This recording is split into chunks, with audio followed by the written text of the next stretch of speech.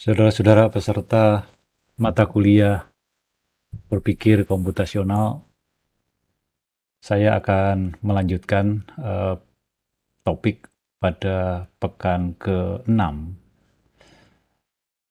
Kita ketahui bahwa pada mulai pekan ke-5, sebenarnya mulai pekan ke-4 sebelumnya, kita sudah masuk ke dalam topik problem solving, di mana pada pertemuan kelima kita pada pertemuan keempat kita membahas bagaimana kita mengenali suatu persoalan. Maka dari itu topik pada kuliah pada pekan keempat waktu itu adalah defining the problem. Jadi bagaimana kita mendefinisikan masalah. Di situ kita ingat bahwa dalam mendefinisikan masalah, hal yang Anda perlu ketahui adalah melihat struktur dari persoalan. Itu pertama adalah goal dari persoalan ini apa. Kemudian kedua, apa batasan-batasan yang ada di dalam persoalan tersebut. Kemudian yang ketiga atau terakhir adalah data atau informasi apa yang bisa kita baca atau bisa kenali dari persoalan tersebut. Jadi kita mengenali persoalan melalui topik yaitu defining the problem. Kemudian pada pertemuan kelima kita lanjutkan dengan apa yang dimaksud sebagai salah satu dari 4 pondasi computational thinking, yaitu dekomposisi. Di mana dekomposisi itu adalah tujuannya supaya kita bisa mendapatkan solusi dari suatu persoalan yang kompleks atau suatu persoalan yang besar. Yaitu dengan cara apa? Yaitu melakukan proses dekomposisi, yaitu mendapatkan ide dari suatu persoalan dan memecah persoalan tersebut atau problem tersebut menjadi sub-sub problem yang lebih kecil. Kenapa demikian? Karena kita sudah memahami bahwa apabila kita menghadapi suatu persoalan yang ukurannya lebih kecil, itu akan lebih mudah mendapatkan solusinya. Sehingga kita lakukan proses dekomposisi, kita pecah problem tersebut menjadi problem-problem yang sub-problem yang lebih kecil. Kemudian masing-masing sub-problem itu kita cari solusinya masing-masing. Kemudian setelah itu kita gabungkan setiap sub-solution itu menjadi sebuah solusi dari persoalan besarnya atau menjadi overall solution. Sehingga proses yang terakhir itu kita namakan sebagai komposisi atau compose to. Itu yang kita bahas pada pertemuan kelima. Nah sekarang kita lanjutkan dengan apa yang dimaksud dengan yaitu abstraction atau abstraksi. Jadi kalau di dalam slide ini kita lihat bahwa kata kunci dalam abstraction itu adalah focus on what's important. Artinya kita itu harus fokus kepada hal-hal yang penting dari suatu persoalan. Ya, kita jangan terpancing kepada hal-hal yang sebenarnya tidak penting atau malah mengganggu dari persoalan tersebut. Oleh karena itu, di dalam gambar yang ada dalam slide itu ada gambar kotak ya, gambar dus kotak atau box ya, gambar box. Kemudian yang ada tanda panah menjadi gambar segi empat. Jadi sebenarnya yang penting dari sebuah box ini adalah segi empatnya. Di mana ada berapa banyak segi empat? Ada 6 segi empat yang kita susun menjadi sebuah box. Jadi fokus kita adalah kepada segi empatnya. Karena untuk mendapatkan solusi dari suatu box, itu akan bisa kita lakukan kalau kita mendapatkan solusi dari kotak tersebut. Itu kira-kira ilustrasi atau gambar yang tercantum dalam slide tersebut. Nah, oleh karena itu, kita lihat apa itu abstraksi. Jadi tadi adalah focus on what's important. Bagaimana kita caranya untuk melakukan fokus kepada hal-hal yang penting? Itu adalah yang sering kita lakukan, itu adalah identify and focus on the important detail. Jadi kita itu harus mengenali struktur, kemudian kita mengidentifikasi. Kita mengidentifikasi dan fokus kepada detail yang penting. Oleh karena itu pada saat kita mengenali ada sebuah problem tentang tentang menentukan jumlah karyawan pada tahun ke-15 pada persoalan sebelumnya, itu banyak ceritanya. Misalkan ada 2 orang alumni G6, kemudian membentuk sebuah startup, itu kan sebenarnya cerita atau ilustrasi. Nah, apakah kita fokus ke sana? Enggak. Karena apa? Karena memang goal-nya adalah mendapatkan jumlah karyawan yang sebanyak 16 itu. Oleh karena itu, fokus kita bukan kepada siapa orangnya, siapa CEO dan siapa CTO-nya. Kita juga nggak perlu memperhatikan apa nama startup-nya, tapi kita melihat struktur yang penting. Jadi yang tadi itu, nama CEO, nama CTO-nya, kemudian nama startup-nya, itu menjadi tidak penting, itu kita tinggalkan saja. Oleh karena itu di dalam kalimat ketiga di sini dituliskan bahwa focusing on the important details and leaving out irrelevant distraction. Jadi kita anggap bahwa informasi yang tidak relevan dengan persoalan itu kita hilangkan atau kita buang saja. Jadi artinya sebenarnya bukan membuang, tapi kita beri prioritas paling rendah. Oleh karena itu kenapa ini dianggap sebagai distraction atau pengganggu? Kalau kita fokus ke sana, maka nanti dalam mendapatkan solusi kita menjadi terganggu. Oleh karena itu, di sini saya tuliskan bahwa abstraksi itu bukan membuang bagian yang tidak penting. Semua cerita itu penting untuk memberikan apa? Untuk memberikan pemahaman kita terhadap suatu persoalan. Jadi kita definisikan persoalan itu dari hal-hal cerita yang ada. Nah, sekarang apakah nanti kita fokus kepada cerita tersebut? Nama orangnya, nama startupnya? Enggak. Kita fokus kepada persoalan sebenarnya apa? Oh, persoalan sebenarnya adalah mendapatkan jumlah karyawan pada tahun ke-15. Maka dari fokus kita adalah kita cari informasi yang terkait dengan banyaknya karyawan. Jadi abstraksi itu bukan membuang bagian yang penting, itu kita berikan prioritas rendah. Jadi memberikan prioritas paling rendah untuk diperhatikan pada bagian tersebut. Jadi itu kita letakkan di bagian yang paling bawah atau tersembunyi juga nggak apa-apa. Tapi yang kita catat dalam formulasi masalah itu adalah hal-hal yang sangat penting. Itu yang kita sebut sebagai abstraksi. Jadi kalau kita lihat di ilustrasi yang sekarang, ini ada beberapa tumpukan yang kiri dan yang kanan. Maka kalau kita lihat di sini, itu adalah ternyata informasi yang penting ini adalah masalah segitiga. Jadi segitiga itu disusun sedemikian membentuk yang kiri atau membentuk yang kanan. Kedua-duanya itu fokus penting kita itu adalah kepada gambar segitiga ini. Nah, oleh karena itu, bagaimana kita bisa sampai mendapatkan abstraksi itu? Jadi kalau ada suatu persoalan, apakah langsung kita, misalnya tadi itu, contoh yang kasus yang jumlah karyawan untuk membuat startup itu, masalah jumlah karyawan pada tahun ke-15 tadi. Bagaimana saya bisa nanti mendapatkan atau fokus kepada informasi yang detail, itu caranya gimana? Nggak mungkin saya langsung baca pada kalimat itu kan. Pada kalimat tentang karyawan, pasti saya baca semuanya dulu. Saya baca ceritanya. Jadi nggak mungkin orang itu langsung menuju ke detail fokusnya atau detail informasi yang kita nanti anggap penting. Enggak. Jadi kita semacam melakukan scanning gitu ya. Seluruh informasi kita cerna. Di situ kita perlu berpikir kritis untuk mendapatkan informasi penting apa sih yang terkandung dalam persoalan tersebut. Jadi itu kira-kira makna dari abstraksi itu. Jadi langkahnya pertama itu. Oleh karena itu, pendekatan yang kita lakukan di dalam melakukan suatu abstraksi terhadap persoalan, itu saya bisa ambil dari adanya sebuah ungkapan yang sudah umum. Apa itu? Ini yang sering diutarakan dalam aspek manajemen ya.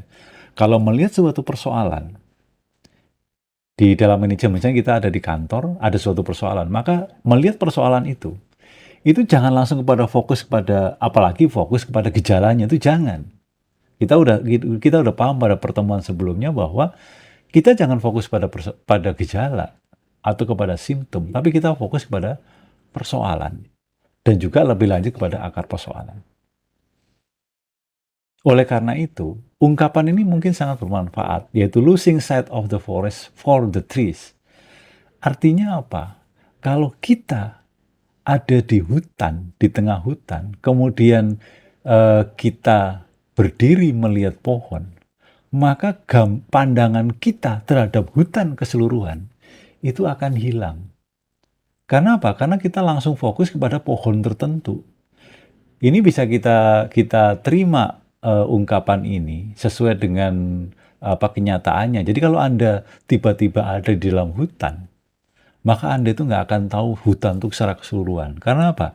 Karena yang Anda lihat itu hanya pohon di sekeliling Anda saja. Hanya pohon di sekeliling Anda saja.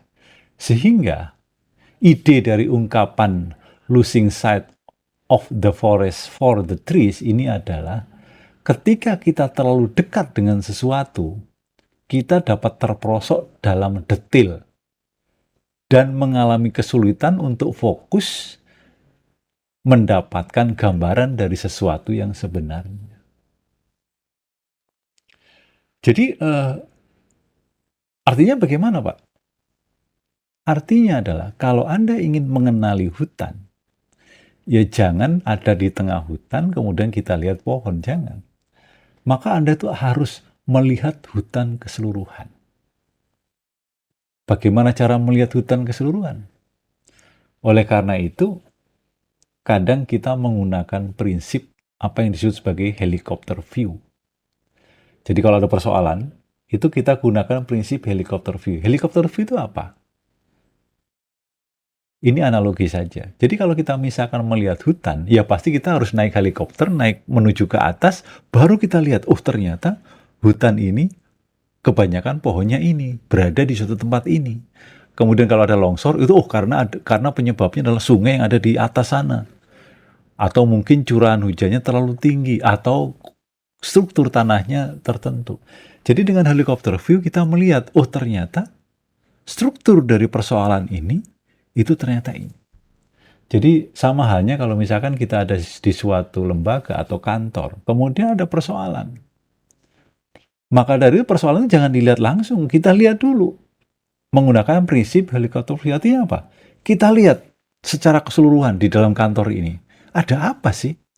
Kenapa sih kok muncul problem tersebut? Jangan-jangan problem itu hanya gejala atau simptom. Persoalan yang sebenarnya bukan ini.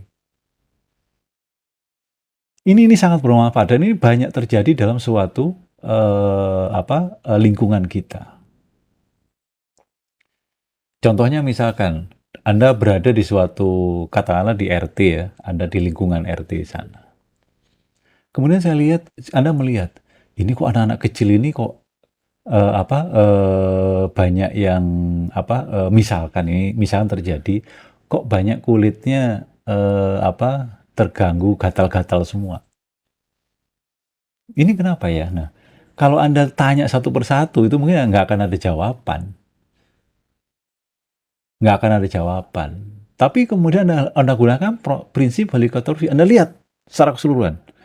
Lokasi RT ini ada di mana sih? Oh, ternyata di ujung sana itu ada pabrik yang mengeluarkan limbah, di mana limbah airnya itu sangat terkontaminasi, sehingga kalau itu tersentuh oleh tangan anak-anak, di mana, Anda lihat, ternyata anak-anak itu seringnya main di sungai itu.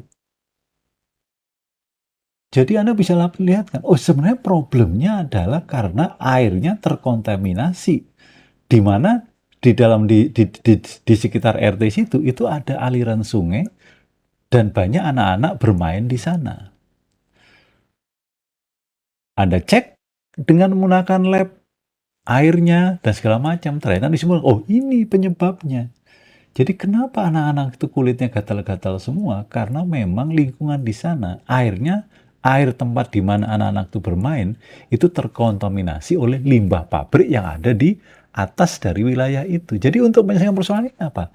Ya Anda selesaikan dengan pabrik itu untuk tidak membuang limbah sembarangan, kan gitu. Atau kita sarankan untuk mengolah limbah dulu sebelum dibuang ke sungai, kan gitu. Itu yang disebut sebagai helicopter view. Jadi kalau ada persoalan tadi, misalnya contoh yang pertama, yaitu tentang jumlah karyawan tadi dari sebuah startup, maka untuk mendapatkan struktur dari persoalan ini, ya kita baca semua. Dan yang namanya baca semua itu harus sabar. Membaca itu adalah bukan mengeja, sekali lagi. Membaca itu adalah memahami makna dari persoalan tersebut. Jadi jangan mengeja, membaca kalimat, tapi nggak masuk ke sini gitu. Tidak, kita tidak bisa menangkap apa sih sebenarnya makna dari persoalan itu. Jadi itu adalah pendekatan yang biasa dilakukan di dalam abstraksi terhadap sebuah problem. Jadi, strategi dalam melakukan sebuah abstraksi atau pertama kan mengenali struktur, kemudian apakah perlu dekomposisi dan segala macam. Tapi intinya adalah dalam melakukan abstraksi, yaitu kita fokus kepada hal-hal yang penting dan memberi prioritas rendah kepada hal-hal yang kita anggap tidak penting. Maka yang pertama kita gunakan prinsip helicopter view. Jadi lihat persoalan secara umum. Lihat persoalan secara umum. Kemudian dalam melihat persoalan umum, ini strategi ini bukan berarti berurutan satu persatu, series gitu ya, bukan. Anda bisa lakukan paralel. Pada saat kita membaca persoalan secara utuh atau melihat persoalan itu secara umum, Anda sekaligus mendapatkan struktur dari persoalan itu. Ya, mendapatkan strukturnya, goalnya apa, batasannya apa, data yang ada apa, dan sebagainya. Kemudian dari struktur itu, kita beri prioritas pada setiap struktur persoalan itu. Mana yang prioritasnya tinggi, mana yang prioritasnya rendah. Prioritas tinggi itu kita berikan kepada struktur yang kita anggap paling penting. Sedangkan prioritas yang rendah itu untuk struktur yang kita anggap tidak penting. Setelah tahu itu, maka yang terakhir adalah kita memodelkan persoalan yang kompleks itu ke dalam bentuk sederhana. Anda di sini bisa melakukan dekomposisi, atau dekomposisinya dilakukan duluan, kemudian kita lakukan abstraksi. Yang penting adalah kita modelkan persoalan itu yang kompleks itu menjadi bentuk sederhana, sehingga yang mudah kita dapatkan solusinya. Yang namanya memodelkan itu bukan berarti model secara matematis semua, bukan. Tapi bisa berupa skematis, bisa berupa diagram, hubungan sebab akibat, dan metode-metode lainnya yang itu nanti akan Anda pelajari pada mata kuliah yang sifatnya manajemen. Sebagai contoh, yang jumlah karyawan itu kita modelkan secara matematis. Misalkan F0 sama dengan 10, F1 sama dengan 15, kemudian Fn sama dengan 2 kali Fn kurang 1 dikurangi Fn minus 2, dan seterusnya. Itu adalah memodelkan secara menggunakan notasi-notasi matematis. Tapi Anda juga bisa sih menggunakan skema-skema yang lain, hubungan sebab akibat, dan sebagainya. Jadi itu kira-kira strategi di dalam suatu proses abstraksi. Nah, hal lain yang perlu Anda perhatikan bahwa setiap problem itu sering memiliki abstraksi yang berbeda, walaupun objeknya sama. Ini yang sering saya gambarkan. Jadi kalau Anda misalkan akan berangkat naik kereta api dari stasiun Gambir, Jakarta, menuju Semarang, itu maka beda dengan proses abstraksinya, itu beda dibandingkan dengan kalau Anda menjemput teman yang berangkat dari Surabaya di stasiun Gambir. Itu beda. Abstraksinya beda. Strukturnya pun juga mungkin beda. Jadi kalau kita berangkat naik kereta api dari Jakarta Gambir menuju Semarang, maka struktur stasiun kereta itu yang kita lihat itu pertama adalah pintu keberangkatan yang pasti. Itu struktur pertama. Walaupun di sana ada pintu kedatangan, maka itu saya anggap sebagai apa? Sebagai struktur yang saya anggap tidak penting. Kenapa? Yang saya pentingkan itu sekarang adalah pintu keberangkatan. Kenapa? Karena saya mau berangkat. Kemudian setelah itu yang kedua apa? Loket tempat mendapatkan tiket. Ya enggak? Kalau saya menjemput teman yang dari Surabaya yang sedang naik kereta di stasiun Gambir, maka walaupun di situ ada loket, nggak saya perhatikan. Kenapa? Goal saya bukan mau naik kereta. Goal saya itu jemput teman. Jadi struktur loket tempat tiketing itu saya beri prioritas rendah. Bahkan saya nggak pernah saya perhatikan sama sekali. Kemudian berikutnya, kalau kita mau berangkat naik kereta, pasti peron kan? Peron tempat menunggu kereta untuk berangkat. Kalau kita jemput, malah nggak kepikiran masuk peron, bahkan nggak boleh. Jadi itu struktur yang tidak ada di dalam proses menjemput teman di stasiun Gambir.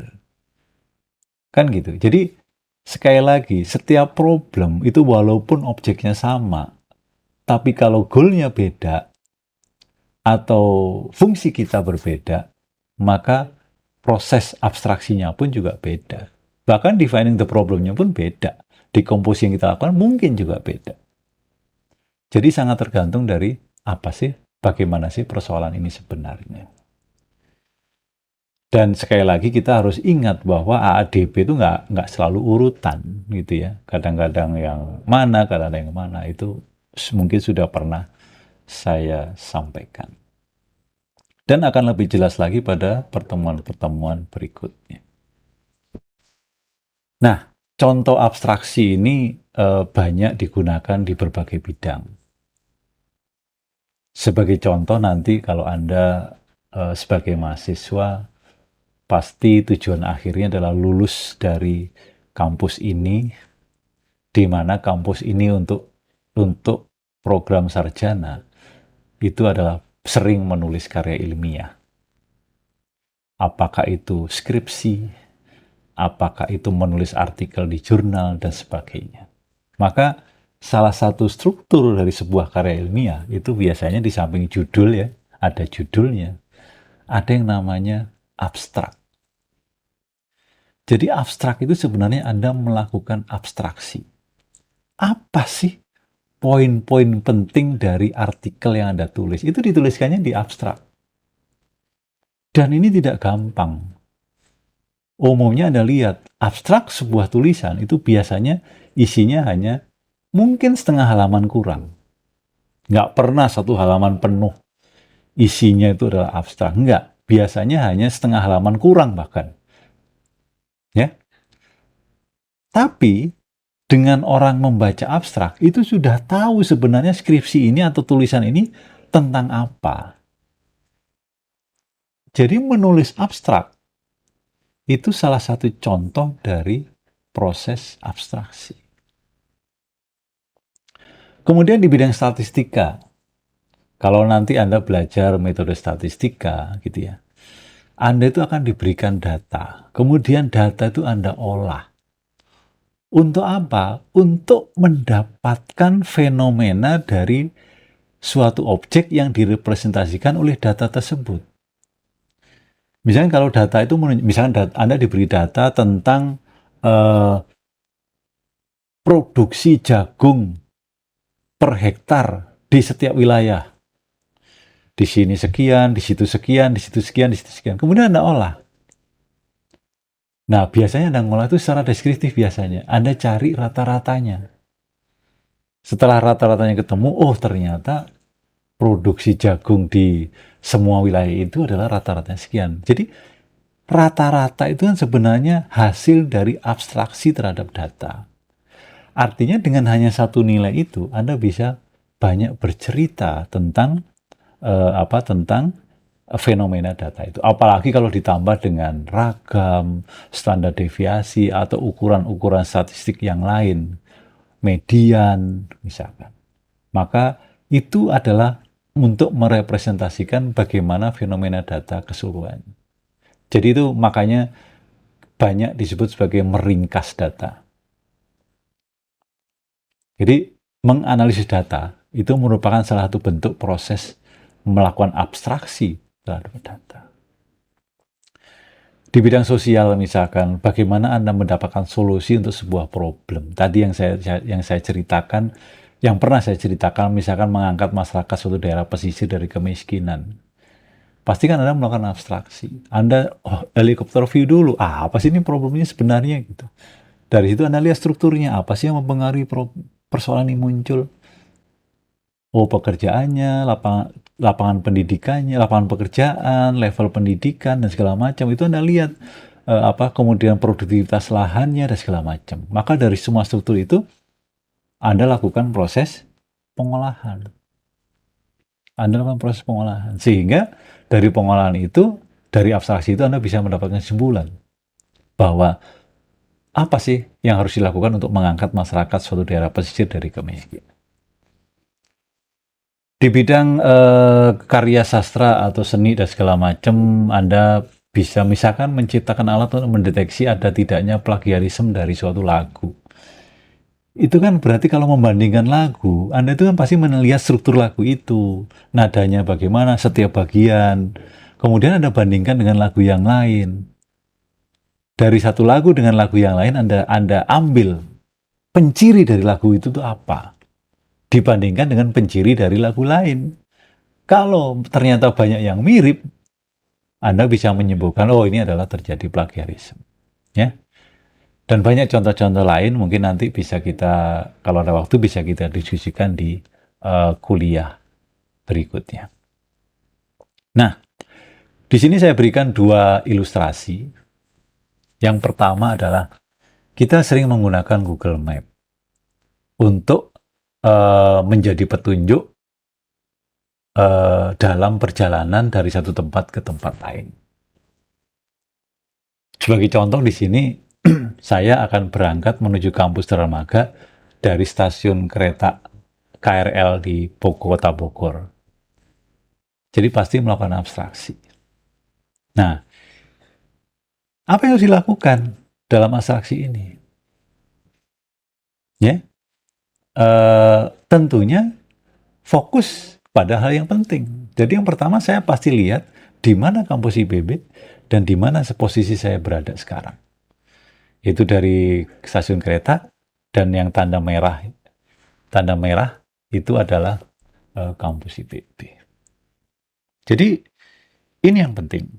Untuk apa? Untuk kita melakukan proses abstraksi. Ya. Jadi kita lihat bahwa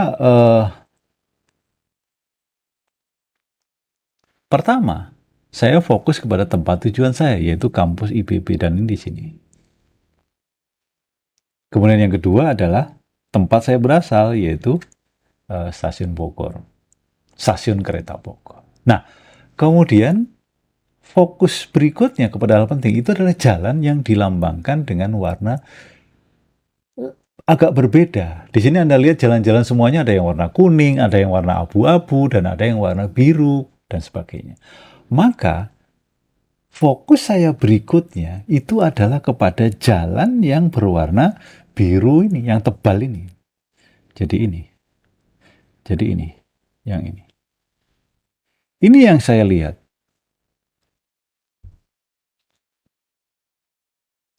Ternyata di sini ada jalan lain yang gambar putih. Itu adalah saya beri prioritas paling rendah. Saya nggak memperhatikan itu. Kemudian di sini ada KFC misalnya. Saya nggak perlu ini, nggak saya perhatikan ini. Nggak saya perhatikan. Jadi saya hanya fokus pada itu aja. Kemudian fokus berikutnya saya lihat. Oh ternyata ada jalan alternatif. Jalan alternatif itu apa? Di sini. Oh ternyata ada jalan alternatif, yaitu di sini ada jalan Cilendek dan sebagainya. Ini jalan alternatif. Pada jalan alternatif ini, saya nggak perhatikan, kecuali kalau saya punya goal yang lain.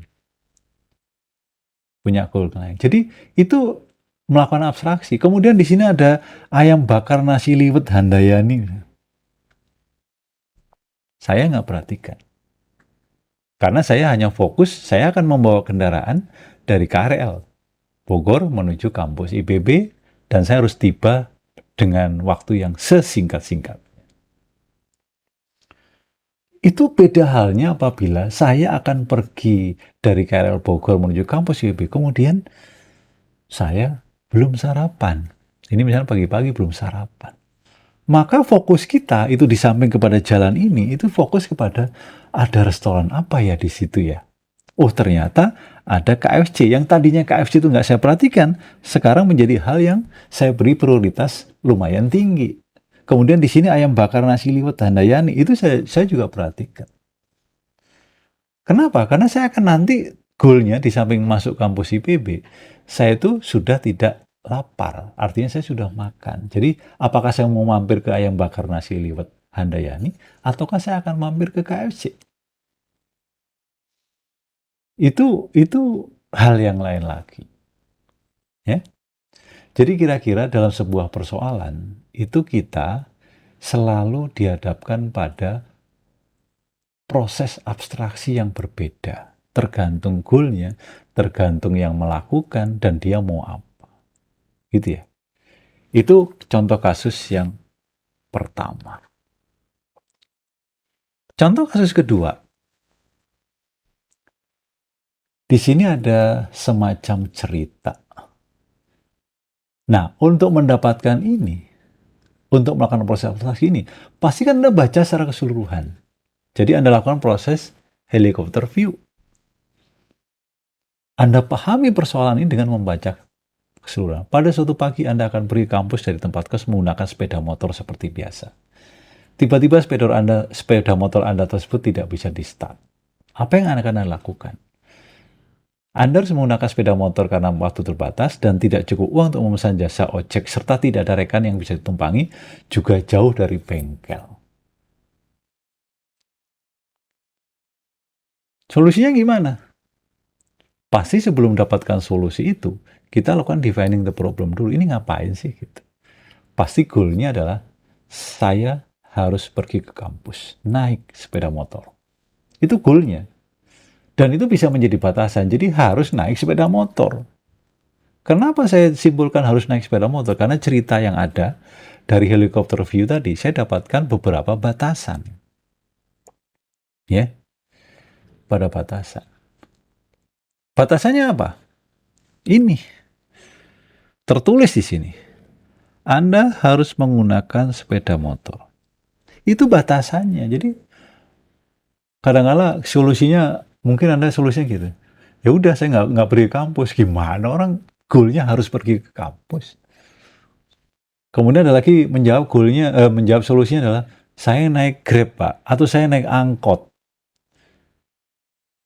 Jadi maaf bukan Grab, saya mau naik angkot Pak. Ya tidak bisa, karena Anda harus pakai sepeda motor karena waktunya cepat. Saya pesen ojek Pak, nggak bisa, karena di sini ada batasan tidak cukup uang untuk memesan jasa Gojek. Kemudian ada jawab solusinya. Solusinya numpang teman Pak, atau manggil teman, nggak bisa. Karena di sini ada batasan tidak ada rekan yang bisa ditumpangi. Ini semua adalah Anda melakukan proses abstraksi dengan menentukan struktur-struktur yang sangat penting. Jadi kalau Anda solusinya juga misalkan, saya mampir bengkel dulu Pak. Nggak bisa, karena ini jauh dari bengkel. Ya, jadi itu kenapa proses abstraksi itu penting. Jadi mulai defining the problem, kemudian melakukan abstraksi, itu dua hal yang sangat berkaitan dan itu sangat penting. Karena dari situ kita bisa menentukan apakah solusi yang kita berikan itu adalah optimal. Optimal itu memang benar-benar menyelesaikan persoalan. Gitu ya. Jadi ini harus Anda lakukan. Nanti bagaimana solusinya itu bisa kita diskusikan di pertemuan-pertemuan selanjutnya. Dan berikutnya, ini ada beberapa contoh kasus yang mungkin nanti akan kita bahas di dalam kuliah. Jadi ada problem 1 yaitu robot Candy. Kemudian problem 2, botani bakery. Dan problem ketiga adalah jarak angka. Ini adalah problem-problem yang nanti akan kita bahas pada saat kuliah. Saya kira demikian materi kuliah tentang abstraksi ini. Semoga bermanfaat. Sampai berjumpa di kuliah yang akan datang. Terima kasih.